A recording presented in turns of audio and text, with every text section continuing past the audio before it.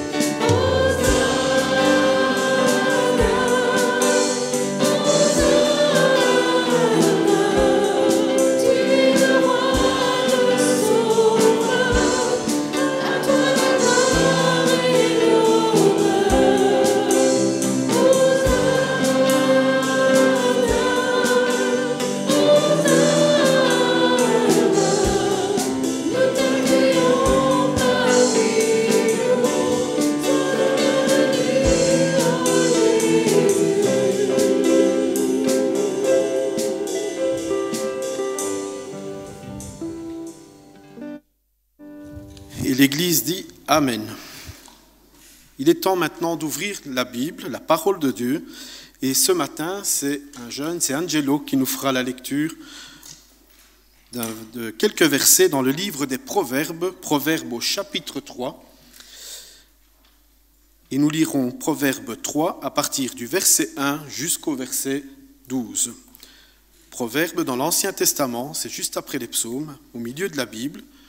Alors vous pouvez ouvrir votre Bible, votre smartphone, votre tablette pour nous plonger directement dans la parole de notre Seigneur. Proverbe 3, et je laisserai Angelo lire les 12 premiers versets. Bonjour à tous. Mon fils, n'oublie pas mes enseignements et que ton cœur garde mes préceptes, car ils prolongeront les jours et les années de ta vie, et ils augmenteront ta paix. Que la bonté et la fidélité ne t'abandonnent pas. Lis-les à ton cou, écris-les sur la table de ton cœur. Tu acquerras ainsi de la grâce et une raison saine aux yeux de Dieu et des hommes. Confie-toi en l'Éternel de tout ton cœur et ne t'appuie pas sur ta sagesse. Reconnais-le dans toutes tes voies et il aplanira tes sentiers. Ne sois point sage à tes propres yeux, crains l'Éternel et détourne-toi du mal. Ce sera la santé pour tes muscles et un rafraîchissement pour tes os. Honore l'Éternel avec tes biens et avec les prémices de tout ton revenu. Alors tes greniers seront remplis d'abondance et tes cuves regorgeront de moût. Mon fils, ne méprise pas la correction de l'Éternel et ne t'effraie point de ses châtiments, car l'Éternel châtie celui qu'il aime comme un père l'enfant qu'il chérit. Merci Angelo pour cette lecture. Ces passages sont extraits du livre des Proverbes. Il exprime des conseils sur la sagesse, la confiance en Dieu et le respect des préceptes de Dieu. Voici un petit résumé de ce qu'on vient de lire et les principaux enseignements en tirer. Mémoire et préceptes, il est important de se souvenir des enseignements reçus et de garder les préceptes dans le cœur pour prolonger la vie et augmenter la paix intérieure. La bonté et la fidélité, il faut avoir une confiance totale en l'Éternel sans se fier uniquement à sa propre sagesse. La reconnaissance et la direction, reconnaître la guidance de Dieu dans toutes ses actions, conduit à un chemin plus droit et plus sûr. L'humilité et la crainte de Dieu, il est essentiel de ne pas se croire sage par soi-même, mais plutôt de craindre Dieu et de s'éloigner du mal. Bien-être et abondance, l'obéissance et le respect des principes de Dieu apportent santé et prospérité. Et enfin, la correction, les épreuves et les corrections venant de Dieu sont des manifestations de son amour et doivent être acceptées comme telles. Que Dieu nous bénisse et nous garde dans sa paix, maintenant et pour toujours. Amen. Je vous propose de chanter un deuxième chant avec notre groupe de louanges qui s'intitule « C'est auprès de Dieu ». C'est auprès de Dieu est souvent associé à un message spirituel exprimant la confiance et la dépendance envers Dieu. Les paroles de ce chant soulignent l'importance de se tourner vers Dieu pour trouver réconfort, guidance et soutien dans les moments de difficulté. La chanson exprime l'idée que malgré les défis et les incertitudes de la vie, Dieu est un refuge sûr et une source de paix. Je vous propose que l'on se mette debout pour chanter ce chant « C'est auprès de Dieu ».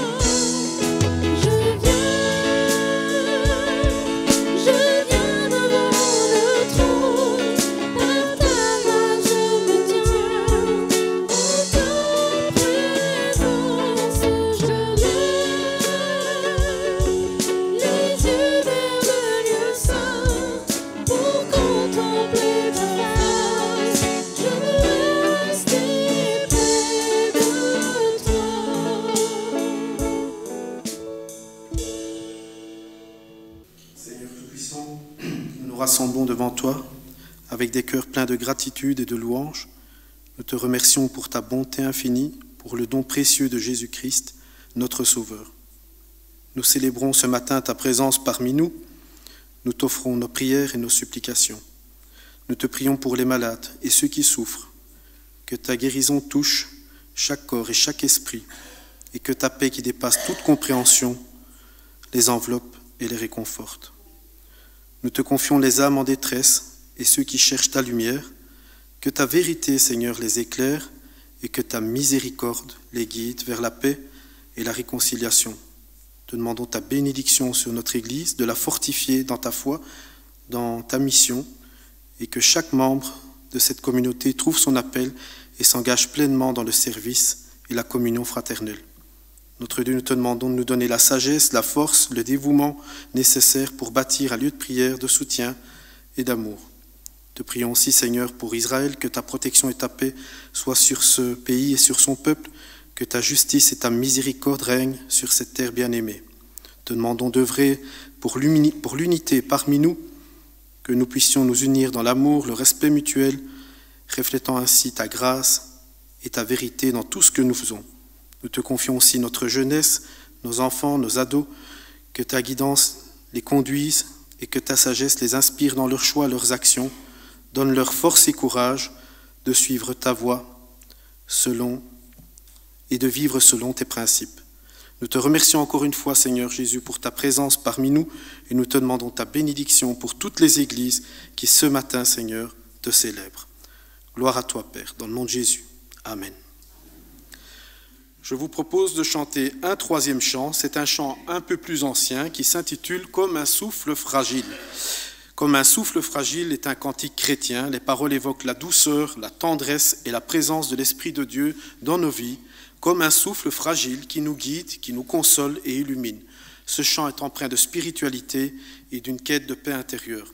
Voici un extrait des paroles. « Comme un souffle fragile, ta parole se donne, comme un vase d'argile, ton amour nous façonne. » C'est un chant simple et profond, souvent utilisé dans les moments de recueillement et de prière, comme nous venons d'avoir. Je vous propose que l'on se mette debout pour chanter ce beau chant avec notre groupe de louanges, comme un souffle fragile.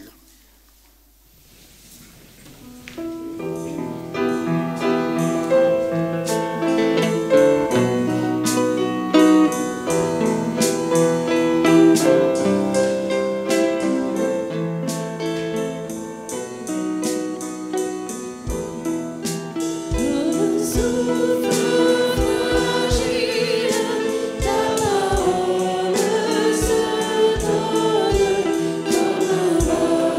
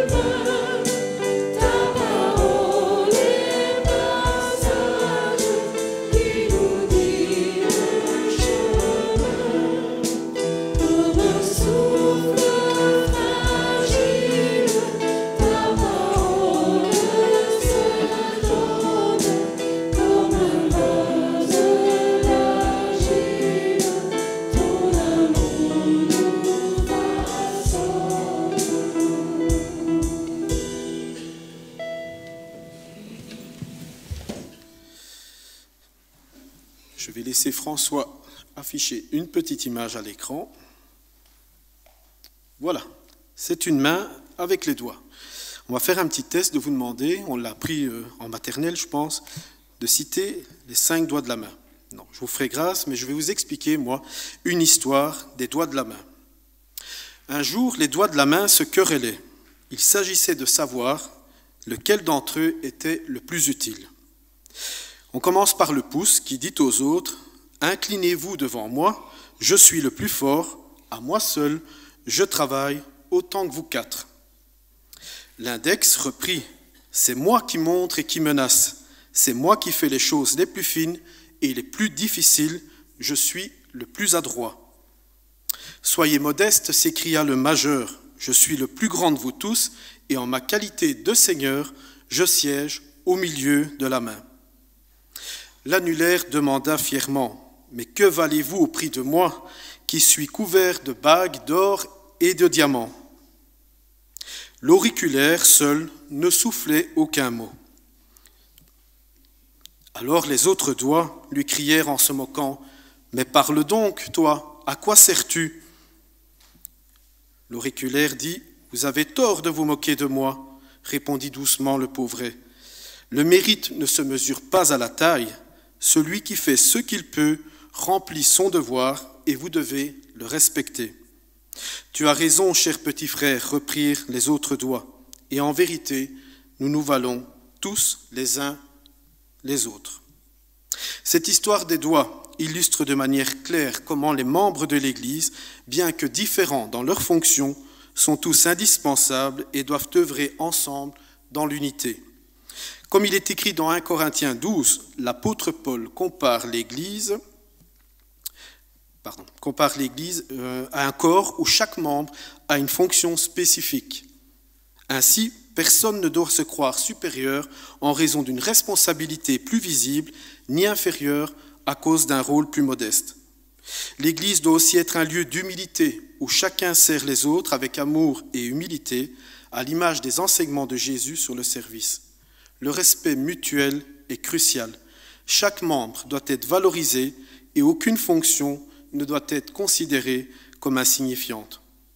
Enfin, cette histoire met en lumière la complémentarité des dons spirituels et l'importance de coopérer. Chaque membre de l'Église, avec ses talents uniques, contribue à la mission commune de Christ. L'unité et la coopération sont essentielles pour que le corps de Christ fonctionne efficacement, avec tous les membres travaillant ensemble pour le bien commun et la gloire de Dieu. Voilà ce que je voulais vous partager ce matin par rapport à cette histoire des doigts. Avant de laisser la parole à Yves, nous allons chanter un autre chant qui s'intitule « Toi seul es digne ». C'est un hymne de louange chrétienne qui exprime l'adoration envers Dieu en proclamant sa grandeur, sa majesté et sa sainteté. Je vous propose donc de chanter « Toi seul es digne », de recevoir louange et gloire, toi seul es digne d'être adoré à jamais.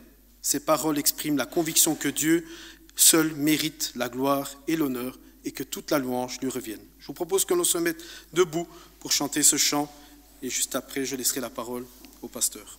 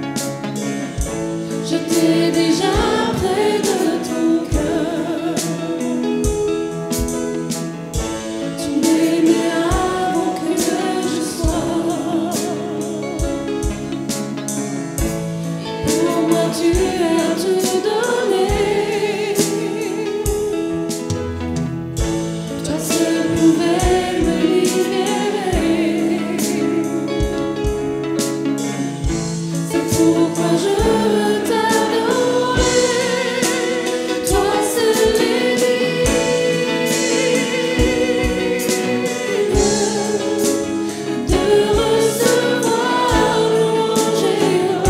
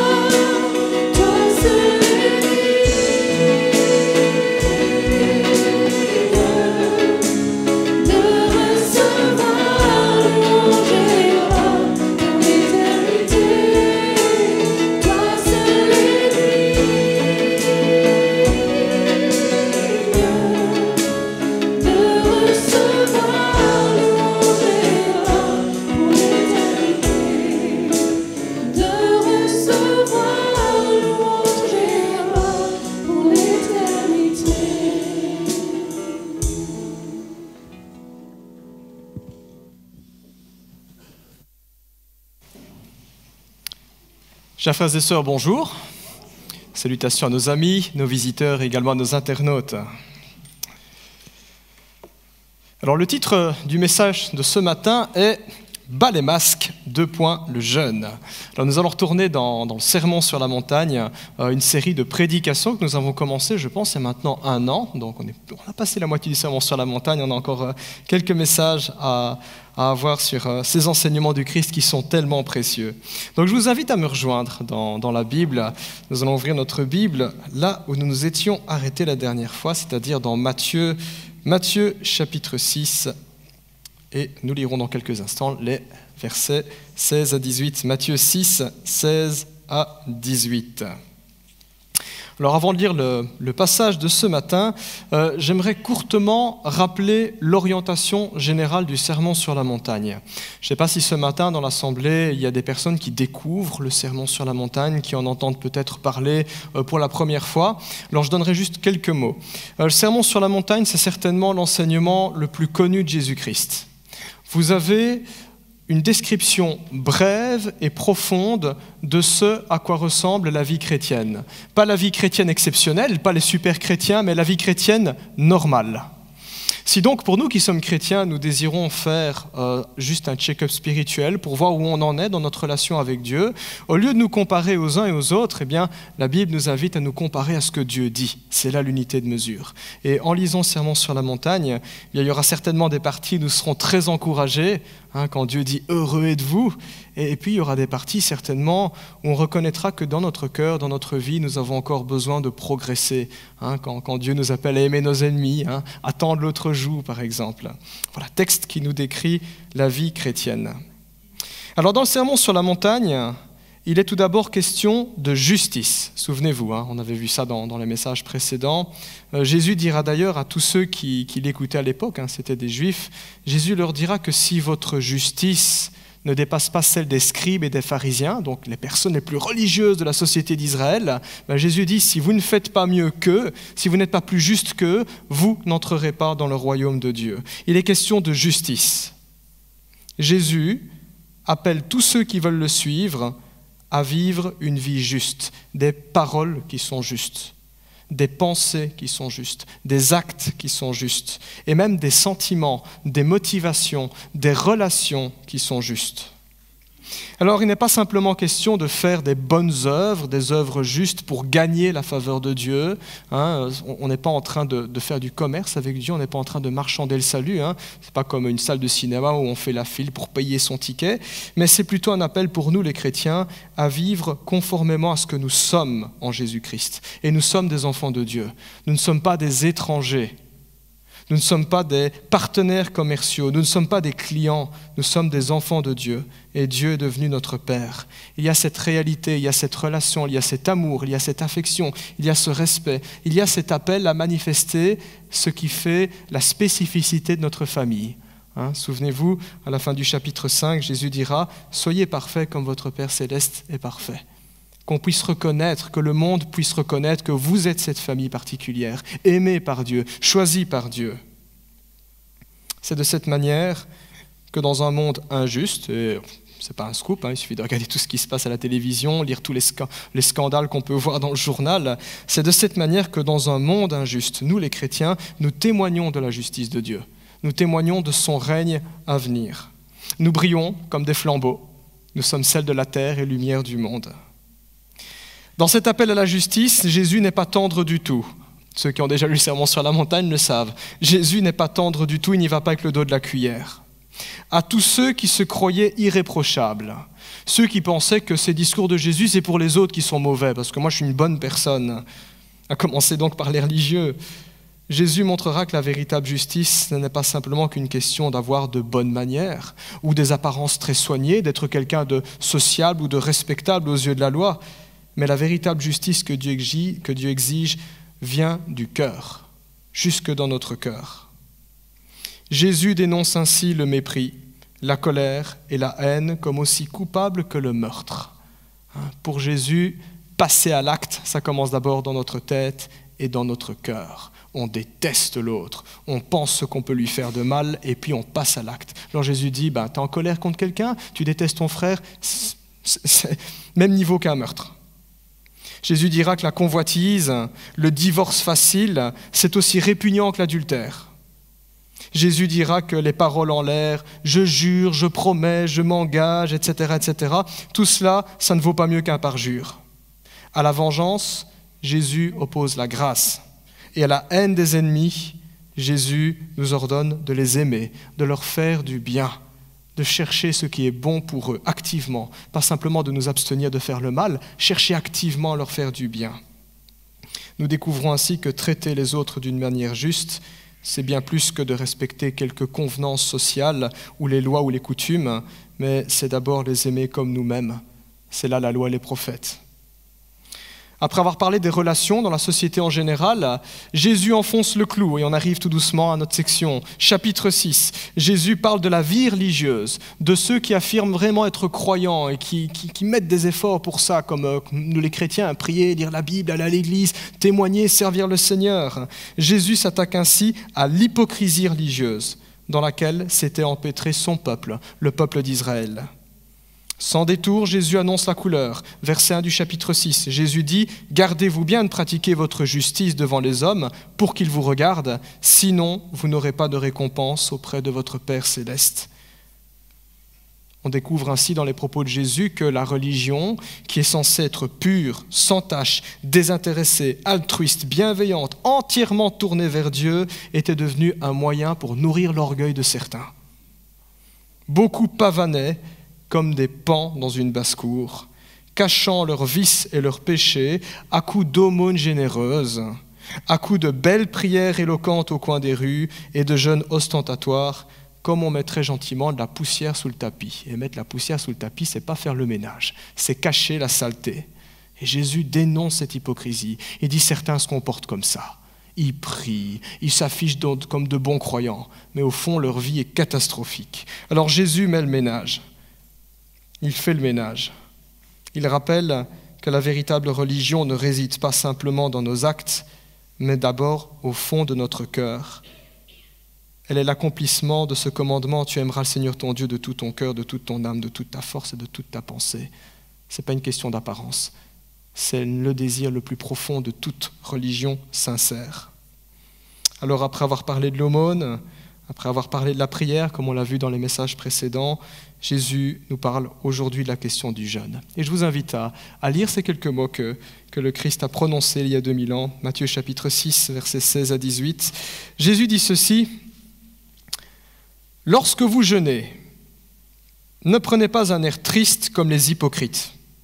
En effet, ils présentent un visage tout défait pour montrer aux hommes qu'ils jeûnent. Je vous le dis en vérité, ils ont leur récompense. Mais toi, quand tu jeûnes, parfume ta tête et lave ton visage, afin de ne pas montrer que tu jeûnes aux hommes, mais à ton Père qui est là dans le lieu secret. Et ton Père qui voit dans le secret te le rendra ouvertement. » Amen. Je vous invite à prier.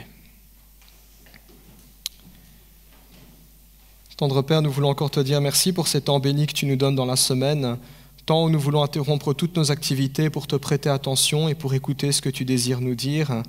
Merci pour ta parole, la Bible. Merci pour ton Fils, Jésus-Christ. Parole faite chair, lui qui a donné sa vie pour le pardon de nos fautes. Nous voulons te demander, Seigneur, que ces paroles ne tombent pas simplement dans des cœurs qui sont sourds, dans des cœurs endurcis, dans des esprits oublieux, mais que tu nous donnes, Seigneur Dieu, de comprendre, Seigneur, ce que tu désires nous dire.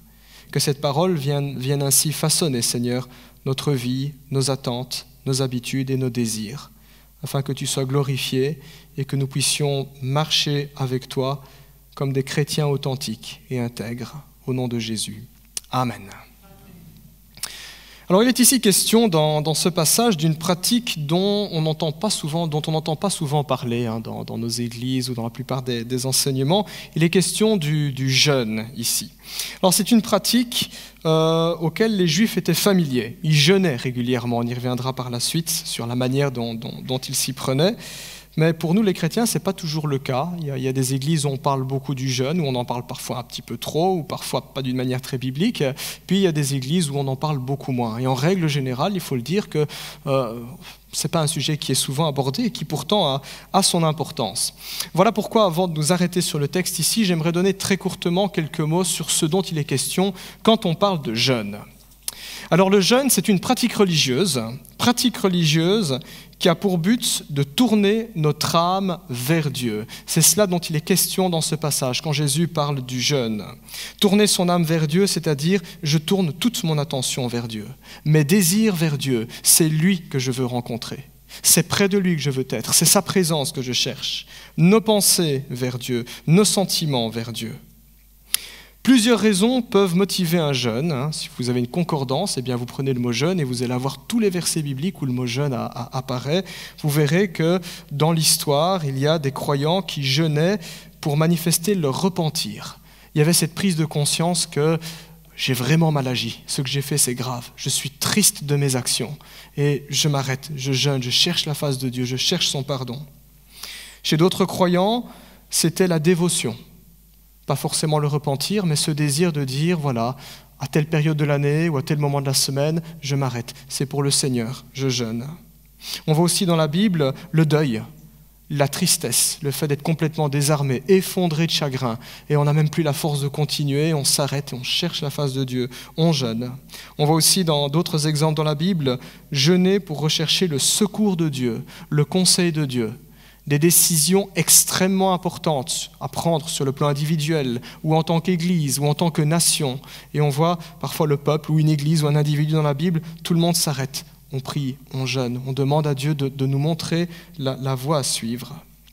On jeûne aussi pour chasser des démons. Jésus dira que certains esprits ne partent que par la prière et le jeûne. Et il y a encore toutes sortes de raisons. La Bible nous montre que le jeûne est une démarche intentionnelle. Ça ne va pas de soi. Il faut le vouloir et il y a des choses à mettre en place pour le vivre. C'est une démarche qui est intensive. On n'est pas du tout dans quelque chose qui est très léger. Il y a un effort à produire. Il y a une discipline à laquelle on se soumet. Et c'est aussi une démarche qui est particulièrement éprouvante et fatigante pour le corps et pour l'esprit. Car le jeûne exige de se prémunir de tout ce qui pourrait nous détourner et nous distraire de Dieu, en particulier les pensées, les tentations et les appétits de la chair. Et ça, c'est une discipline extrêmement difficile. Essayez juste de tenir 1 heure à ne focaliser vos pensées que sur Dieu. Vous allez voir, il y a le chat qui gratte à la fenêtre, il y a un avion qui passe, et il y a le voisin qui tond sa tondeuse, et il y a les enfants qui ont faim. Compliqué, discipline très difficile. C'est se mettre dans une bulle intérieure, jeûner. C'est pourquoi quelqu'un qui jeûne ne mange pas. Il va faire les choses autrement.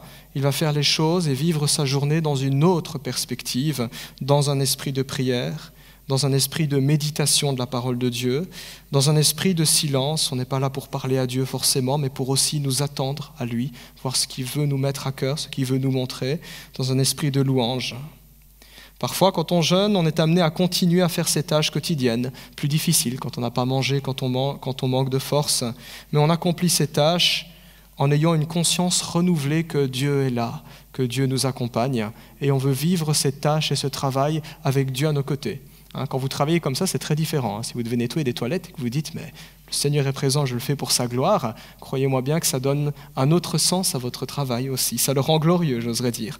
Aussi basse la tâche puisse-t-elle paraître. Comme toute discipline, le jeûne s'apprend. Si vous n'avez jamais jeûné et que vous voulez vous y essayer, je vous y encourage, mais ne vous étonnez pas, les débuts sont souvent extrêmement maladroits et particulièrement inconfortables. On a faim, il y a le ventre qui grince, on n'a pas encore l'habitude. C'est seulement avec le temps et la pratique qu'on parvient enfin à goûter les bienfaits qu'est le jeûne pour notre âme, dans notre relation avec Dieu. Ça demande de la pratique. Dites-vous que c'est comme pour apprendre à conduire. Ce sera très désagréable, aussi désagréable qu'apprendre à faire un créneau. Je précise aussi que jeûner n'est pas un régime. Il y a parfois des personnes qui jeûnent pour des motifs de santé, parce que le régime l'exige, parce qu'une thérapie l'exige, on veut faire une cure de détox par exemple, et certains chrétiens font ça, c'est pas un péché, faire un régime, une cure de détox ou que sais-je, et ces chrétiens en profitent pour dire, moi je vais prier plus que d'habitude, je vais écouter de la musique chrétienne et lire ma Bible. Les chrétiens qui font comme ça ne font pas mal, je suis convaincu que il y a un bien-être, il y a une bonne chose à en tirer, mais jeûner de cette manière-là, ça n'a rien à voir avec le jeûne au sens biblique. Ça, c'est pas jeûner comme on le voit dans les Écritures. Parce que la particularité du jeûne, en tant que discipline spirituelle, c'est qu'il est entièrement à Dieu. C'est exclusivement Dieu, la raison du jeûne et le but du jeûne. C'est pas que je fais quelque chose pour ma santé et puis je vais rajouter de la prière dessus. Non. Dès le départ, le seul facteur qui est pris en compte, c'est Dieu. Et le but, c'est Dieu. C'est une nuance, et c'est une nuance qui est extrêmement importante quand on parle de jeûne.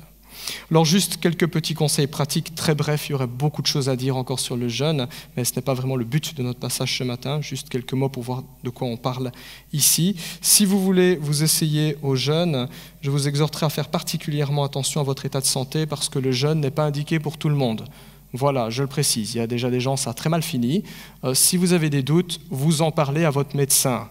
Si vous êtes en pleine thérapie où il vous faut des forces, n'allez pas tenter le Seigneur non plus. Il est également sage de commencer progressivement. N'espérez pas enchaîner 40 jours de jeûne. Il y a des gens que je connais, ils font 40 jours de jeûne. C'est sur des années de pratique qu'on y parvient. N'espérez pas enchaîner 40 jours de jeûne si vous n'êtes pas capable de supporter physiquement un jeûne de 12 heures. Et quand je dis jeûner 12 heures, c'est pas je regarde ma montre toutes les 5 minutes pour voir quand je vais pouvoir enfin manger. C'est 12 heures où je me prive de nourriture et 12 heures où je donne toute mon attention à Dieu. Donc il est possible de se dire j'ai réussi à ne pas manger pendant 12 heures en pensant tout le temps à manger. Ça, c'est pas un jeûne en tant que discipline spirituelle. Enfin, on ne le dit pas assez souvent, mais c'est juste un conseil très pratique, rompez votre jeûne progressivement. Prenez des petites quantités de nourriture qui se digèrent facilement, pas un steak frites salade, ou vous serez malade. Voilà, je ferme la parenthèse sur ce qu'est le jeûne en tant que discipline spirituelle. Voilà de quoi Jésus parle quand il dit « lorsque vous jeûnez ». Alors le jeûne n'est pas une obligation, mais quand on écoute Jésus dans le Sermon sur la montagne, il présuppose que les chrétiens vont jeûner. En tout cas, il présuppose que c'est une discipline qui est connue, qui est comprise, qui est maîtrisée, parce que Jésus dit « lorsque vous jeûnez ». Lorsque vous jeûnez. Les Juifs à qui Jésus a prêché ce sermon, ce sont les premiers auditeurs, Christ était en Israël, lui-même était juif, eux avaient l'habitude de jeûner. Quand on regarde la loi de Moïse ou quand on regarde simplement la culture juive, si vous avez des amis juifs, vous pouvez leur demander « est-ce que tu jeûnes ?» Bien, les Juifs vous diront « oui, c'est obligatoire, en particulier à un moment dans l'année, c'est obligatoire le jour du Yom Kippour ». C'est-à-dire le grand jour des expiations, le jour du pardon, le jour le plus saint pour les Juifs. Et ils se préparent à célébrer cette fête-là en jeûnant, en se consacrant à Dieu d'une manière toute particulière, en se préparant à l'action de Dieu. En plus de cela, certains Juifs en rajoutaient, ils rajoutaient des jours de jeûne. Et c'était le cas de nos amis, les scribes et les pharisiens, à qui Jésus s'en prend souvent à cause de leur hypocrisie. Les Juifs et les pharisiens, voyez-vous, jeûnaient 2 fois par semaine. Et dans la tradition de l'Église, on apprend qu'ils jeûnaient le lundi et le jeudi. C'était jour de jeûne. Et comme ils le faisaient hypocritement, c'était en général des jours où ils pavanaient. Tout le monde devait voir qu'ils jeûnaient pour les applaudir et les féliciter pour leur piété. Ce jour-là, ils nourrissaient leur ego, lundi et jeudi. Alors, c'était du côté pharisien. Je me suis demandé ce que ça donne dans l'histoire de l'Église du côté des chrétiens. Je dois dire que c'est pas mieux. J'ai lu dans un très vieux document qu'on appelle la Didaché. Il est écrit, si je me souviens bien, « Ne faites pas comme les hypocrites qui jeûnent le lundi et le jeudi. » En parlant des pharisiens, vous chrétiens, jeûnez le mardi et le vendredi. Donc, je me suis dit, est-ce que ça résout le problème de l'hypocrisie ? Je ne pense pas, mais bon. Voilà. Alors, les pharisiens, comme je disais, ils avaient leur façon bien à eux de jeûner. Et en référence à leur pratique, Jésus parle d'eux comme étant des hypocrites. 3 fois le mot hypocrite revient au début du chapitre 6. Jésus dira « Ne donnez pas votre aumône comme les hypocrites », ils sonnent de la trompette, ils veulent que tout le monde remarque qu'ils sont généreux. Verset 5, Jésus dira « Ne priez pas comme les hypocrites », ils se lèvent devant tout le monde et veulent que tout le monde écoute leurs belles paroles et les applaudisse. Et au verset 16, Jésus dira « Mais ne faites pas comme les hypocrites, ne jeûnez pas comme eux ». Alors comme nous l'avions déjà évoqué, c'est à dessein précis que Jésus choisit ce mot hypocrite, parce que dans l'Antiquité, le mot hypocrite n'avait pas le même sens qu'à notre époque. Aujourd'hui, hypocrite, c'est un terme péjoratif. C'est pas gentil de dire à quelqu'un que c'est un hypocrite. Bon, il y a moyen de le dire d'une manière plus indélicate, mais tout le monde voit ce que c'est, quelqu'un qui est faux, un hypocrite. Du temps de Jésus, l'hypocrite, c'était un métier. Voilà, il y avait des hypocrites professionnels, ils étaient payés pour ça. L'hypocrite, dans l'Antiquité, était l'équivalent de ce qu'on appelle aujourd'hui un acteur ou un comédien. Voilà, ça n'a absolument rien de péjoratif. Et le propre d'un comédien, c'est qu'il joue un rôle devant son public. Un comédien est quelqu'un qui se donne en spectacle en jouant un personnage qu'il n'est pas réellement. Et quand l'acteur est bon, qu'est-ce qu'on fait? On l'applaudit. On le célèbre, et il devient célèbre, et on peut même lui offrir un Oscar. Je suis convaincu que dans la salle, vous avez certainement un film préféré, un acteur préféré, je sais pas, Tom Cruise pour Mission Impossible, voilà. Moi j'aime beaucoup Sean Connery, et je trouve qu'il est remarquable dans le rôle de James Bond. Mais je ne considère pas Sean Connery comme un hypocrite. Pourquoi? Parce que je sais que James Bond n'existe pas. Je sais qu'il joue un rôle. Il y a cette convention entre l'acteur et le spectateur. On le sait, on a payé pour le divertissement. Par contre, tel n'est pas le cas de l'hypocrisie religieuse dont Jésus parle. Ce genre d'hypocrite trompe délibérément les autres. Il se fait passer pour qui il n'est pas. Et lorsque l'on découvre l'envers du décor, on tombe des nues. C'est le choc, c'est le scandale. C'est comme un pan. C'est très beau vu de devant, c'est ridicule vu de derrière. C'est ça, un hypocrite.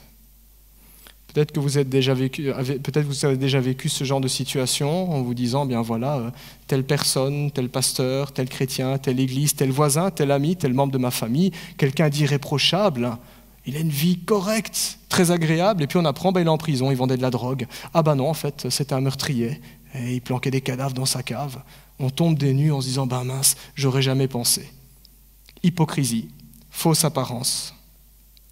Jésus décrit ainsi ces hypocrites en pleine action quand ils jeûnent. Ils se donnent un autre visage, littéralement en grec, c'est ils se défigurent. Bon, ça ne veut pas dire qu'ils prennent un couteau et qu'ils vont se scarifier le visage, mais il y a cette idée qu'ils se donnent une toute autre apparence. On est vraiment dans la comédie. Ils se donnent un autre visage, ils font triste mine, ils ne se coiffent pas, ils négligent leur apparence afin que tout le monde voit combien ils sont disciplinés, combien ils se donnent, combien ils souffrent, combien ils endurent toutes sortes de privations pour le royaume de Dieu. Ah, on va dire, mon frère, ma soeur, t'as pas l'air très bien. Non, mais c'est parce que je jeûne aujourd'hui, c'est un jour particulier. Je prends Dieu au sérieux, c'est très important. Alors, il y en a certains qui disaient, waouh, quel bon chrétien, ou plutôt que quel bon croyant, quel bon juif. Voilà à quoi ça ressemblait.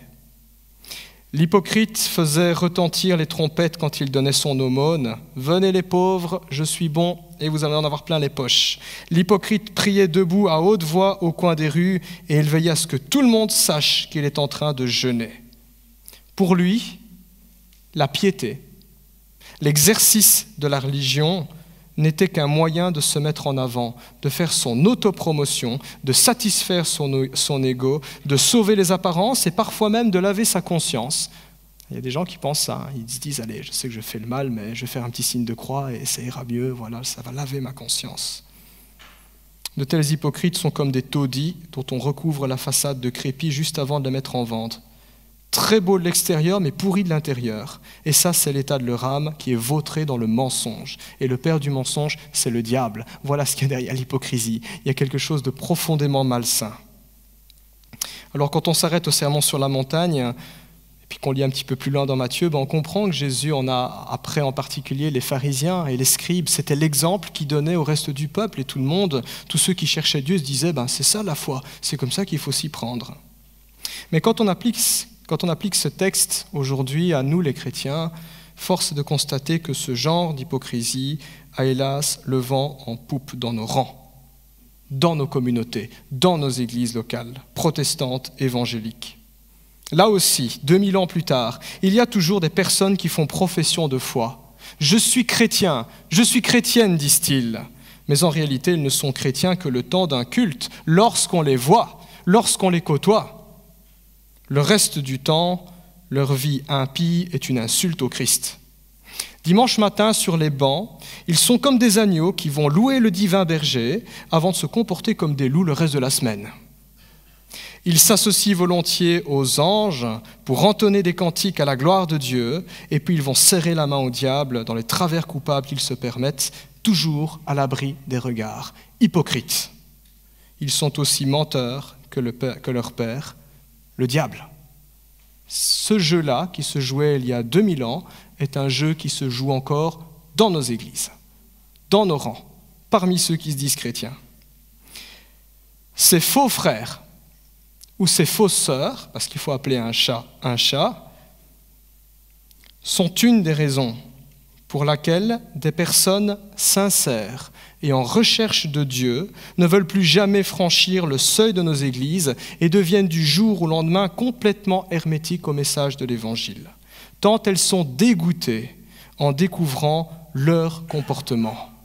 C'est ça les chrétiens, c'est ça les églises évangéliques, et ça on l'entend très souvent, trop souvent. Que les hypocrites de cette sorte-là sachent bien qu'ils répondront du sang de ces pauvres âmes quand celles-ci au jugement dernier les accuseront de les avoir détournés de Dieu. Les choses se passeront peut-être comme ça. Devant le trône de Dieu, l'Éternel dira à ces âmes, « Tu es damné parce que tu as rejeté mon saint évangile. » Et ces personnes répondront, « Seigneur, c'est vrai, j'ai rejeté ton saint évangile, mais souviens-toi, j'étais sincèrement en recherche. Et puis j'ai été à telle église là-bas. » J'espère que jamais ce ne sera notre église qui sera citée. Et là-bas, quand j'ai vu comment les chrétiens se comportaient, j'ai été dégoûté. Eux qui auraient dû me conduire à la lumière m'ont précipité dans les ténèbres. Seigneur, souviens-toi de ça. Que le Seigneur nous garde un jour d'être l'objet de telles accusations en tant qu'Église, en tant que chrétiens, d'avoir provoqué la ruine et la chute éternelle de quelqu'un qui cherchait le Seigneur à cause de notre hypocrisie. Et je le déplore, ce sont des choses qui se passent encore aujourd'hui dans nos églises protestantes évangéliques. En même temps, il est inévitable qu'il y ait des hypocrites. C'est inévitable. Il y en aura toujours. Jusqu'à ce que Jésus-Christ revienne, il y aura toujours des hypocrites dans les églises. Car dès lors que le vrai et le beau existent, il y aura toujours des faussaires. C'est comme les œuvres d'art. Pourquoi les fausses œuvres d'art existent ? Parce que quelque part, il y a des véritables œuvres d'art qui existent, qui ont de la valeur, qui ont de l'authenticité. Et certains, ne parvenant pas à produire de telles œuvres d'art avec une telle valeur, se disent, à défaut de pouvoir les produire, on va les singer. Tant qu'il y aura du vrai, il y aura aussi du faux. L'hypocrisie dans l'Église nous parle aussi de l'authenticité qu'on peut y trouver, de la pureté du Christ qui est aussi respectée et exaltée par les véritables enfants de Dieu. Ça aussi, ça se trouve dans l'Église, il faut le dire. C'est pourquoi si quelqu'un était dégoûté par l'hypocrisie dans l'Église, si certains se disent « j'en ai marre », ou si certains se disent « moi je suis tenté de quitter, de ne plus mettre les pieds ici à cause de tout ce que je peux voir, de tout ce que je peux entendre ou de tout ce que j'ai vécu », eh bien je vous prie de ne pas jeter le bébé avec l'eau du bain, parce que l'Église reste l'épouse du Christ. L'Église reste le soutien et la colonne de la vérité, le plan de Dieu, le lieu où Dieu veut bénir, veut édifier, veut fortifier, veut nous former, veut nous conduire à la croissance spirituelle. Ce n'est pas parce qu'il y a des fausses œuvres d'art qu'il faut fermer tous les musées. De même, ce n'est pas parce qu'il y a des faux chrétiens qu'il faut jeter à la poubelle toutes les églises. Il y a quelque temps, je discutais avec quelqu'un, pas ici. La personne me dit « je ne mettrai plus jamais les pieds dans l'église parce que l'église m'a blessé, il y a trop d'hypocrites ». J'ai répondu à cette personne « est-ce qu'il y a des hypocrites sur votre lieu de travail ?» Il m'a répondu « ben oui, on a l'appel ». Je dis « est-ce une raison pour vous de ne plus aller au travail ?» Il me dit « ah ouais, oui, je n'avais pas pensé à ça ». Je dis « pourquoi vous allez au travail ?» Parce que j'en ai besoin. Je sais pourquoi j'y vais pour gagner ma croûte. Mais je dis, mais à combien plus forte raison pour l'Église ? Vous n'y allez pas pour tous les hypocrites. Vous y allez pour votre Dieu, vous y allez pour vous faire du bien, pour votre âme, pour louer le Seigneur, indépendamment des bêtises que certains font. Si nous daignons encore avoir une vie sociale comme aller au travail ou à la salle de sport, et ce malgré les éventuels hypocrites qui s'y trouvent, de même, ne nous privons pas du bienfait spirituel d'aller à l'Église à cause de quelques hypocrites. Si nous y allons, allons-y pour Dieu. Et ne nous préoccupons pas du regard des autres, et encore moins de l'attitude hypocrite de certains qui abusent des autres, parce que, comme le dit Jésus à 3 reprises, ils ont leur récompense. Ils l'ont déjà, leur sort est déjà scellé, à moins qu'ils ne se repentent. Leur récompense, ils l'ont. Quelle est-elle ? Ici-bas, ce sera une récompense éphémère, quelques applaudissements, quelques mots d'admiration, quelques regards respectueux des personnes qui tombent dans le panneau. Et dans l'éternité, une récompense amère, parce que ce n'est pas en vain que l'Écriture dit qu'on ne se moque pas de Dieu. Ce qu'on sème, on le récolte. Nous rendrons des comptes, nous chrétiens, pour ce que nous avons dit et fait. Nous répondrons aussi de notre hypocrisie. Notre part, quand nous avons Dieu pour Père, notre part est la plus précieuse. Et cette part est de paraître devant lui, et seulement devant lui, exactement comme nous sommes, sans faux semblant. C'est ça la liberté d'un enfant de Dieu, de se dire « je n'ai pas besoin de chercher à être meilleur que je ne le suis vraiment. Je peux y aller, j'ai un accès au trône de la grâce. » Et il y a cette pensée que Jésus exprime simplement au verset 17. Il dit « Quand toi tu jeûnes, parfume ta tête et lave ton visage », c'était ce que les Juifs faisaient communément, c'était les règles élémentaires d'hygiène. C'est une manière de Jésus de dire, mais fais les choses comme d'habitude, ne commence pas à chercher à t'afficher, continue à rester simple, afin de ne pas montrer que tu jeûnes aux hommes. C'est pas leur attention qu'il faut attirer, mais à ton Père qui est là dans le lieu secret, et ton Père qui voit dans le secret te le rendra ouvertement. Voilà celui que nous voulons rencontrer quand nous jeûnons. Voilà celui devant qui on veut se présenter. Et là, en présence de Dieu, il n'y a pas besoin de jouer un rôle, parce que Dieu nous connaît, parce que Dieu nous a créés, et parce qu'aussi mauvais que nous soyons, le Christ nous a rachetés, le Christ nous a lavés. Le jeûne, tout comme la prière et l'aumône, sont alors des moyens d'exprimer cette relation qui est merveilleuse. C'est des moyens de dire à Dieu, je t'aime, je suis reconnaissant, j'ai besoin de toi, je cherche ta compagnie. Et quand nous cherchons de cette manière-là la relation avec Dieu, Dieu nous récompense par la réciproque. Il nous offre sa compagnie.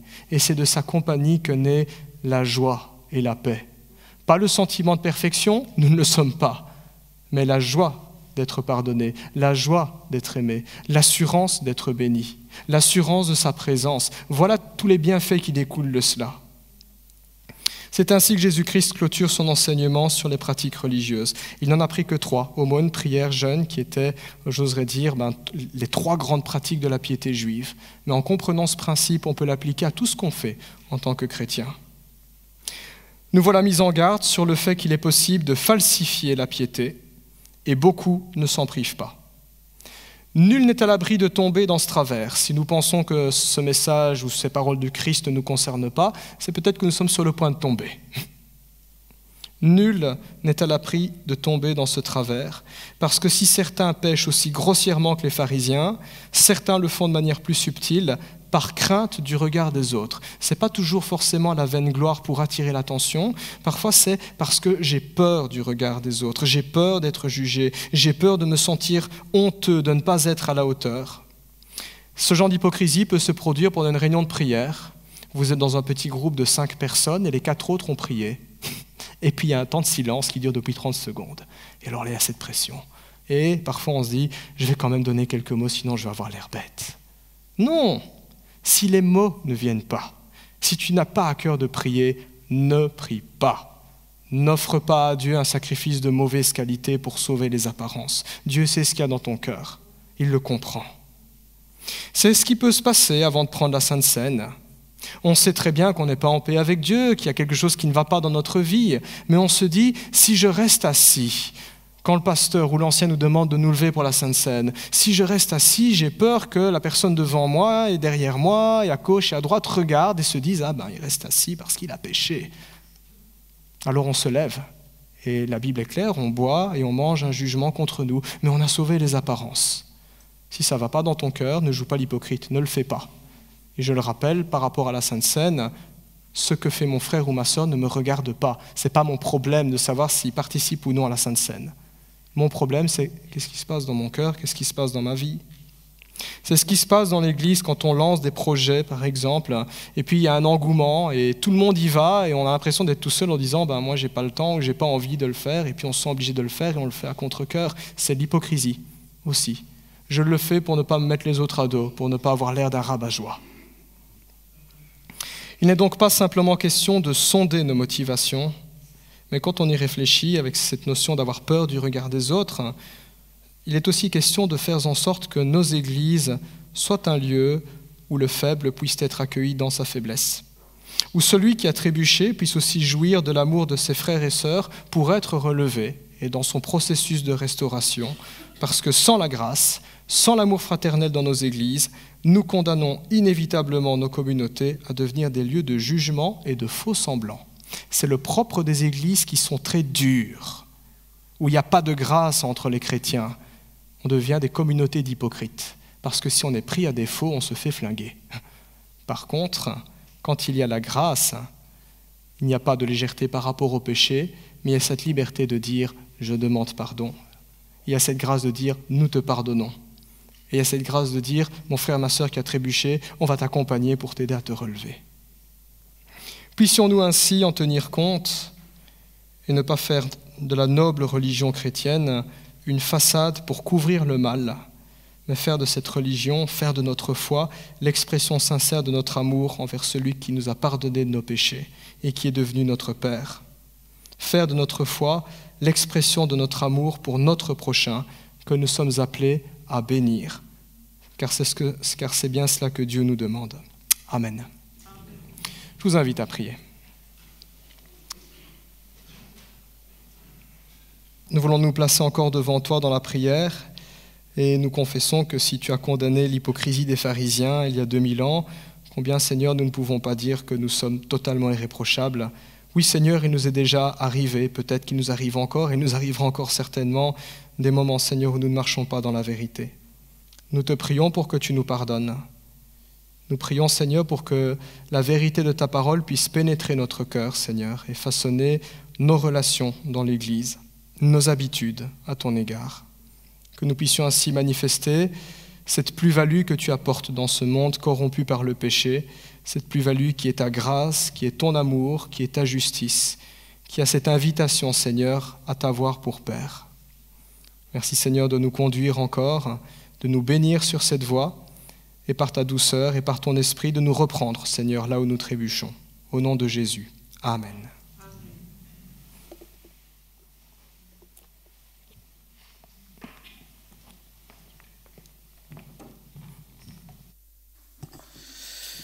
Merci beaucoup Yves pour ce message édifiant. Nous allons chanter un autre chant avec notre groupe de louanges qui s'intitule « J'ai décidé de suivre Jésus », chant chrétien bien connu qui exprime un engagement personnel à suivre Jésus-Christ sans retour en arrière, quelles que soient les circonstances. C'est un chant de décision et de foi qui reflète une profonde détermination à rester fidèle à Jésus, même face aux défis et aux difficultés de la vie. Chers frères et sœurs, aujourd'hui, nous avons l'opportunité de répondre à cet appel le plus important de notre vie. Jésus frappe à la porte de votre cœur et il vous invite à le suivre, à laisser derrière vous les poids de ce monde pour marcher dans sa lumière et sa paix. Alors peut-être ressentez-vous ce désir profond de connaître une vie nouvelle, de vivre une vie transformée, d'expérimenter la paix que Jésus seul peut nous offrir.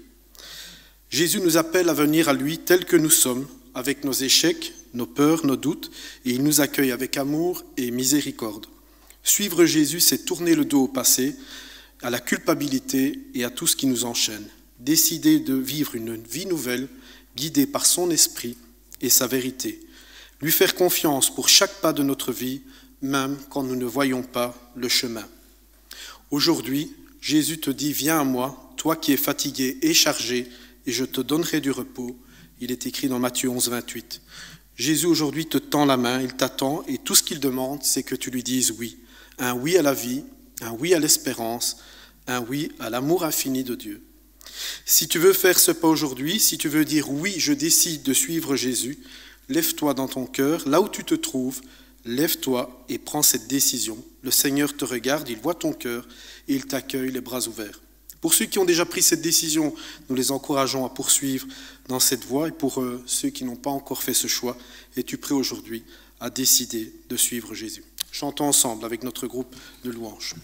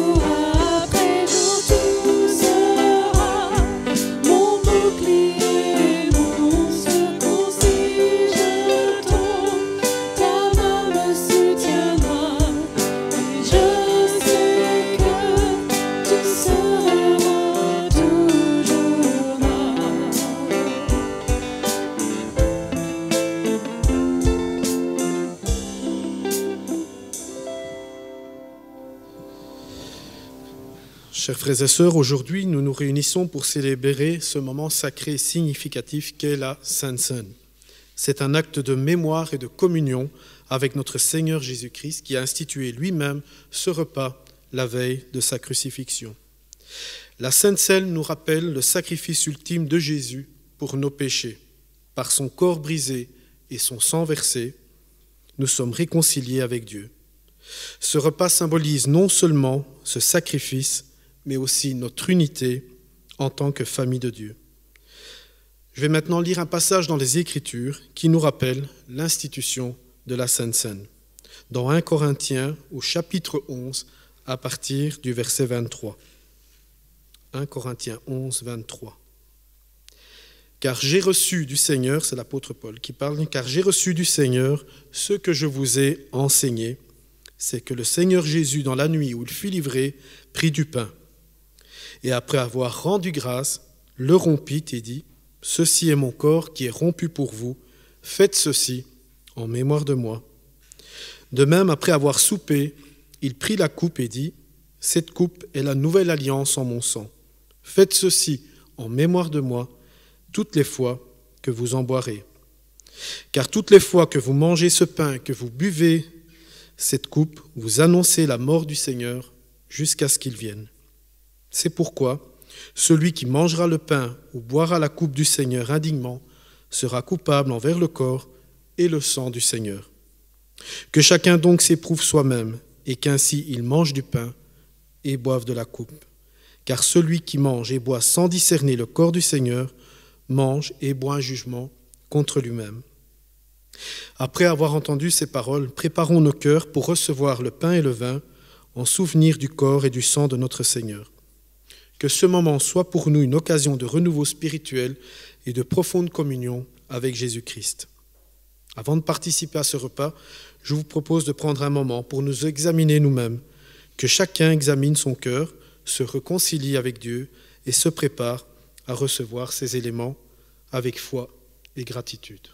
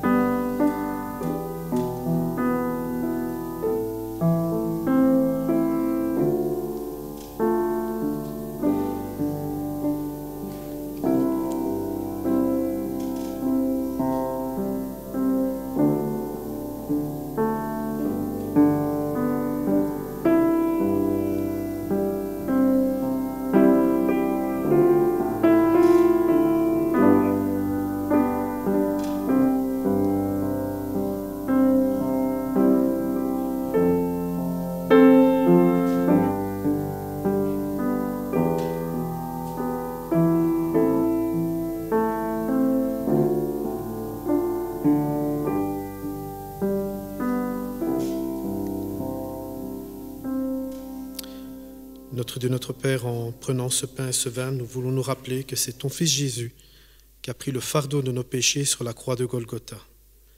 Merci Père, car tu as sacrifié ton Fils Jésus en manifestant ton amour pour chacun d'entre nous. Merci Père pour ce cadeau inestimable que tu as fait pour chacun de nous. Nous voulons nous rappeler que Jésus est mort sur la croix, mais qu'il est ressuscité et que notre Seigneur est vivant. Dans le nom de Jésus. Amen. Nous invitons à ce repas toutes les personnes qui sont nées de nouveau, qui sont passées par les eaux du baptême, qui ont rendu publiquement témoignage de leur appartenance à Christ, à prendre ce repas. S'il y a des personnes qui viennent d'une autre église et qui sont aussi en ordre dans leur église, nous les invitons à partager ce repas. C'est vraiment la table du Christ qui vous invite. Et s'il y a des personnes qui n'ont jamais pris ce repas ni ici ni ailleurs, nous leur demandons d'en parler aux pasteurs, aux anciens, afin de veiller conformément aux Écritures et de veiller à l'ordre de ce repas. J'invite toutes les personnes qui prennent ce repas à bien vouloir se lever en signe de participation. Je vais appeler Yves pour le service, Emmanuel, André, Daniel, Tim, David, si vous voulez venir, Léo.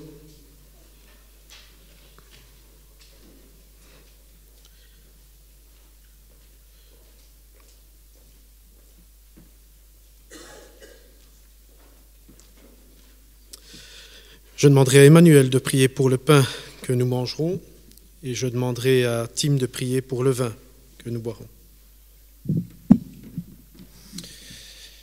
Oui, Seigneur, devant cet élément qu'est le pain, ce matin sur cette table, il y a 2000 ans, c'était ton corps. Tu es venu sur cette terre, Seigneur, dans le but de te donner en sacrifice pour le pardon de nos péchés. Ton corps a été rompu, ton corps a été meurtri, Seigneur, blessé, pour que nous puissions être pardonnés, totalement pardonnés par ta grâce. Au nom de Jésus, merci. Amen.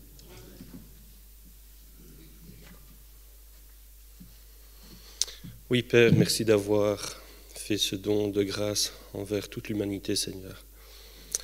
Tu as donné ton Fils, Seigneur, qui a versé son sang sur la croix, Seigneur, pour nous, pour notre rédemption, Seigneur. Merci pour ce grand cadeau que tu as fait inestimable à mes yeux et à nos yeux, à tous les chrétiens.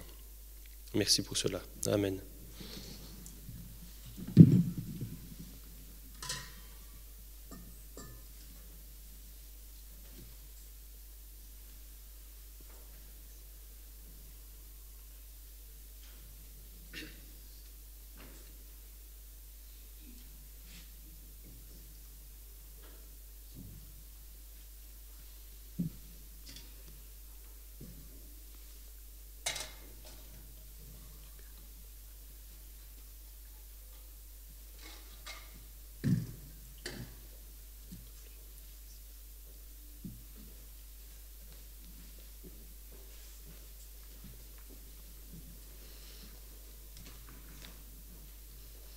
En prenant ce pain, c'est le corps de Christ qui a été brisé pour nous.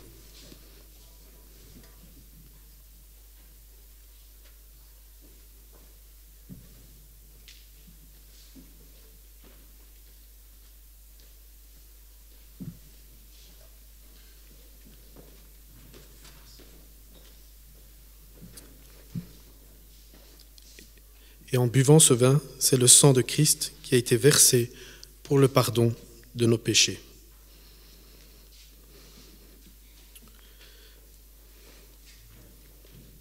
Pendant que les éléments circulent, je vous propose d'entonner un chant qui s'intitule « En son temps ». « En son temps » est un chant chrétien qui rappelle la souveraineté de Dieu et sa capacité à faire toute chose belle en son temps, selon son plan parfait. En son temps, il fait toutes belles choses. En son temps, Seigneur, apprends-moi à attendre, à croire à ton plan parfait, car tu fais toutes belles choses en son temps.